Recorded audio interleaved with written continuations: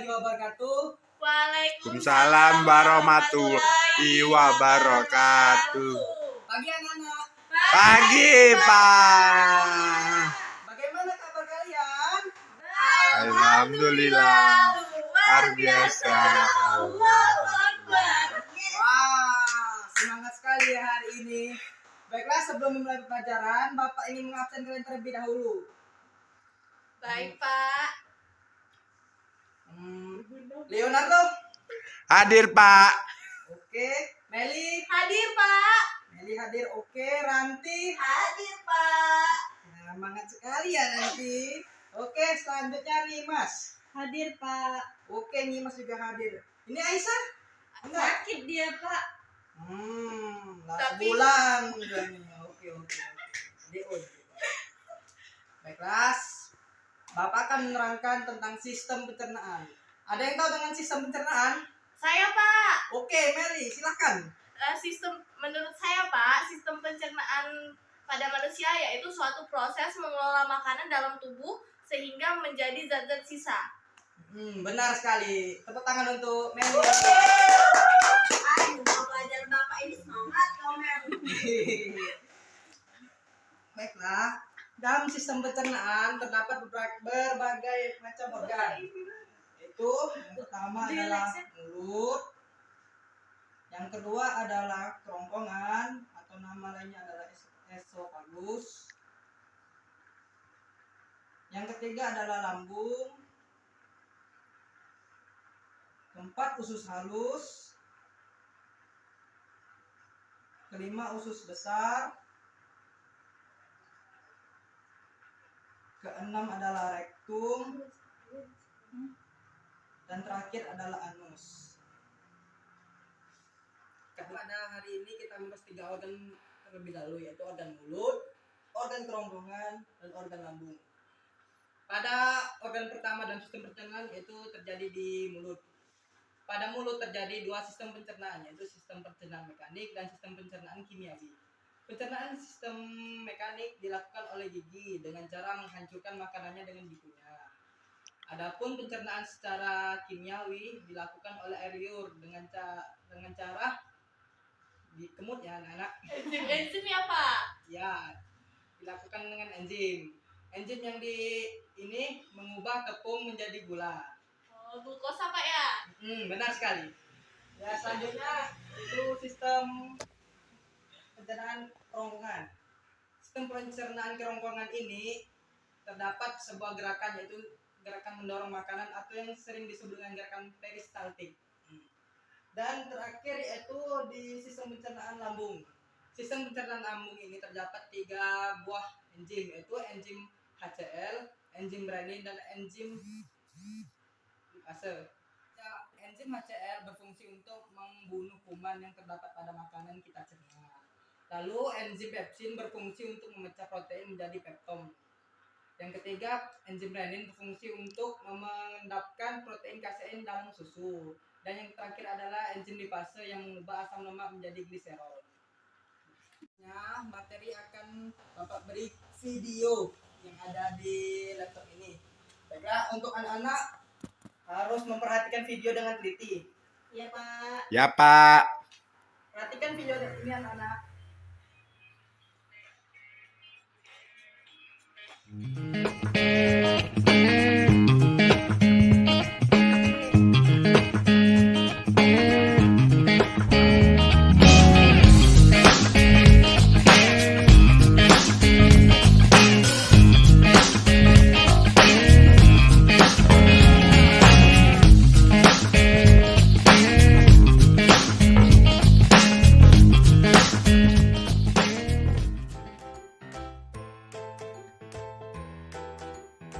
Proses pencernaan pada dasarnya terbagi menjadi 4 tahap.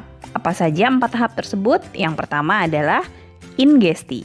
Ingesti adalah proses di mana kita memasukkan makanan ke dalam rongga mulut.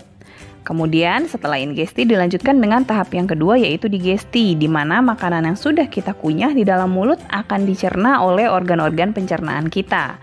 Untuk apa dicerna? Karena pada tahap yang ketiga, yaitu absorpsi, sari-sari makanan hasil pencernaannya akan diserap. Setelah itu Sisa atau ampas pencernaan akan dibuang melalui proses defekasi lewat lubang anus.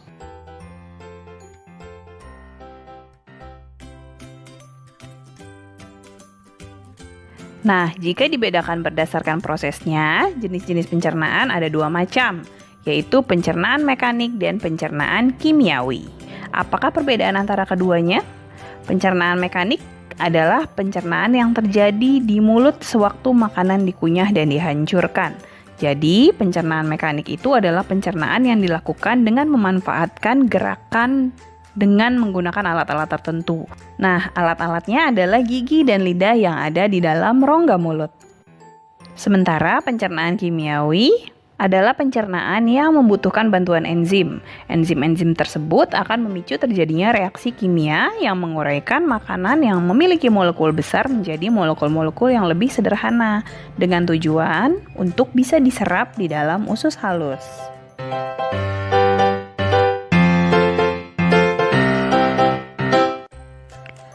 Nah, sebelum kita pelajari satu persatu organ-organ pencernaan manusia, perhatikan dulu gambar ilustrasi organ-organ pencernaan manusia di samping.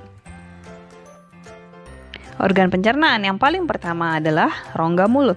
Setelah makanan masuk ke rongga mulut, lalu dikunyah dan ditelan, makanan tersebut akan masuk ke dalam saluran esofagus. Saluran esofagus panjangnya sekitar 25 cm pada orang dewasa. Dilanjutkan masuk ke dalam lambung.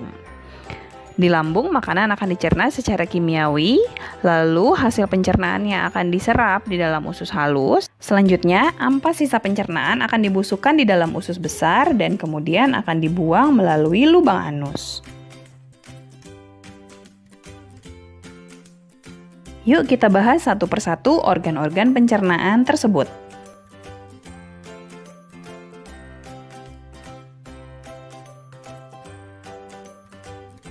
Pertama sekali, makanan masuk ke dalam rongga mulut.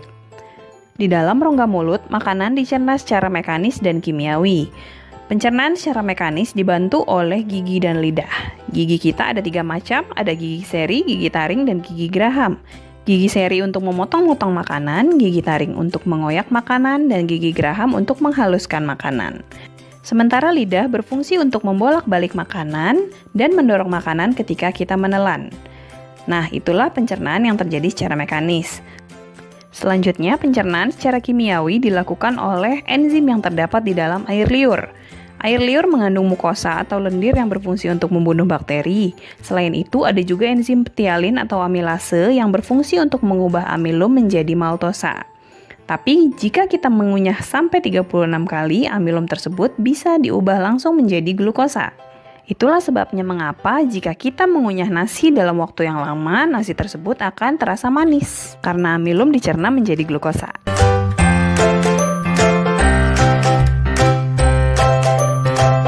Selanjutnya, makanan yang sudah ditelan akan masuk ke dalam saluran esofagus atau kerongkongan. Kerongkongan merupakan saluran yang menghubungkan rongga mulut dengan lambung. Panjang saluran ini pada orang dewasa adalah sekitar 25 cm. Nah, di dalam saluran esofagus ini terjadi gerak meremas-remas atau biasa disebut sebagai gerak peristaltik.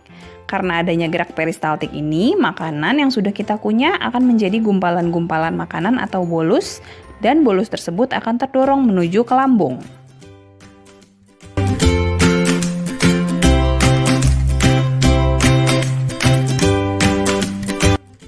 Berikutnya, dari kerongkongan, makanan akan masuk menuju ke dalam lambung. Lambung menghasilkan getah-getah lambung untuk proses pencernaan secara kimiawi. Lambung manusia terletak di perut bagian atas sebelah kiri, terletak di antara kerongkongan dan duodenum. Makanan akan dicerna di dalam lambung setidaknya 2 jam sebelum disalurkan ke dalam saluran pencernaan berikutnya. Ukuran lambung dapat berubah-ubah sesuai dengan postur tubuh manusia dan seberapa banyak makanan yang ada di dalam lambung pada saat kita makan. Nah, apa saja getah-getah lambung? Yang pertama adalah asam klorida atau HCl. Asam klorida ini adalah asam kuat yang memiliki pH antara 1-2 sehingga kuman-kuman penyakit yang masuk bersama makanan akan mati karena asam lambung tersebut.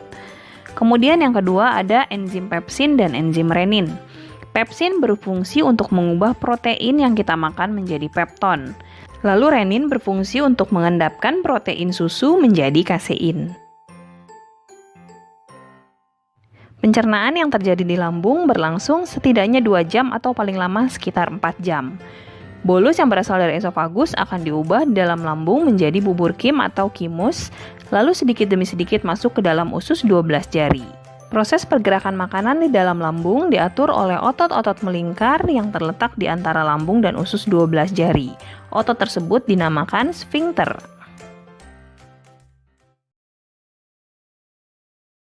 Video ini apakah anak-anak sekalian sudah mengerti?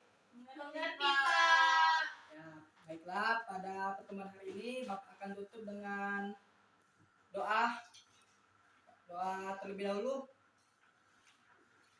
Nah, doa selesai.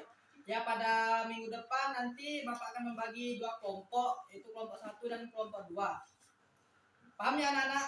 Paham, Pak. Nah, Bapak akhiri, wassalamualaikum warahmatullahi wabarakatuh. Sampai bertemu kembali minggu depan, Pak.